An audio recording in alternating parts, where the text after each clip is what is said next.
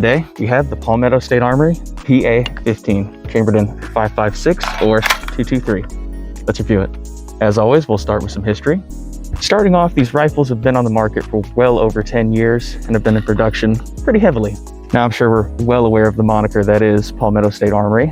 They've been in business for quite some time at this point, and throughout their years, they have definitely developed a fair share of strange and or practical guns. In this case, we got the practical one, the PA-15, which essentially is just what you think it is, just Palmetto State Armory's version of an AR-15. And I find it very hard usually throughout the years to find an AR that's actually that bad at all. Now, don't get me wrong, there definitely are your fair share of stinkers out there in the world, but I don't think this is one of them. I think we may have a winner here today, folks. We're all aware of the AR platform. It's been around since the 1950s and has just continued onward and developed and modified throughout the years. So that leaves me in a bit of good spirits for this rifle and pretty hopeful for it in this review. But I do believe we discussed history long enough. I believe it's time we move on to this rifle's overall design and features. All right, now that we're zoomed in a bit, let's get a closer look. Starting off with Palmetto's overall design here of this AR, I'd say it's not too shabby, all things considered. I have obviously done a few things to this rifle here, but usually come stock is this M-LOK handguard, giving you a little bit of options here for optics and attachments. Pretty standard looking muzzle breakdown here. Nothing to write home about, but still not too bad. Moving down the rifle, you got your typical stuff. Mag release at the bottom, charging handle on top, dust cover pops out like so, and a slide forward assist right here. And they also seem to give you an adjustable Magpul MOE stock as well. So, good on you, Palmetto. But yeah, truly not that much deviation from the platform here, and honestly, that's probably for the better. And today I got two variations here, a Tango Down 30 round and your standard aluminum 30 round magazine. But yes, that's pretty much all she wrote on the design factor here. There's nothing really in reinventing the wheel. Well, now that a few segments are out the way of the video, I believe it's finally time to go and shoot this thing. Let's get it. We'll be trying out two magazines today, a Tango Down and also an original aluminum. We'll be busting down a few packs of Winchester 5.56 green tip. All right, we'll go ahead and lay down 10 rounds. Let's do it.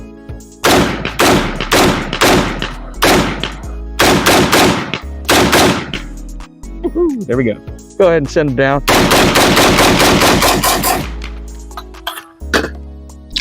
Like a dream.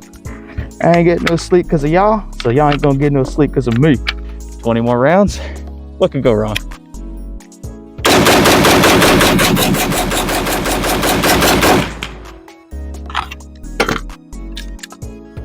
And there you have it. Okay, now that we're back, what are the final thoughts? Overall, had a decent time shooting this guy. It's got some good weight distribution on it, and it controls and mitigates recoil to a good extent. As usual with these platforms, you can pop off rounds pretty quick if you really want to. That's a given. Accuracy overall, not too shabby as well. Maintain groupings at a very close proximity, and not bad overall. As you saw previously, reloading is as simple as it comes. One down through and release right here. So far, I think we do have a slight winner here, and that is of course dependent on the price, which we will touch upon soon. That's enough of my thoughts on this rifle here. I think it's time to get down to the question of who is this rifle really for? And I would say there's not many people in this world that this rifle is not for. And that all boils down to the fact that this rifle can appeal to a lot of different niches here. Your sportsmen, your hunters, your target shooters, the list can go on here. And that's not even mentioning this rifle's applicable uses in home defense or self-defense as well. Approaching price points, we find a relatively decent price tag here, sitting at approximately $500 to $600 on Palmetto State Armory's site itself. And I did manage to grab this guy off of secondhand market for approximately $400 a few years ago. So I can't really be too disappointed here. As for our average Joes out there, I would say this is worth it. For the price you're paying and the material used, not bad overall for a package. Whether this is your first AR or first gun itself, I would say not a bad option here.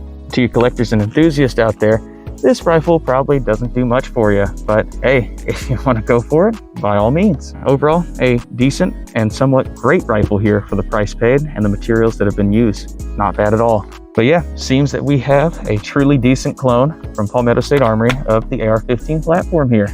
Palmetto State Armory has always been at least decent in the past, so I would say why not give her a go again and give her a try. Well, I do believe that about sums it up for this video, y'all. As always, I appreciate you guys being here, and we have gaming videos and short content as well. Peace, y'all. Let's do it.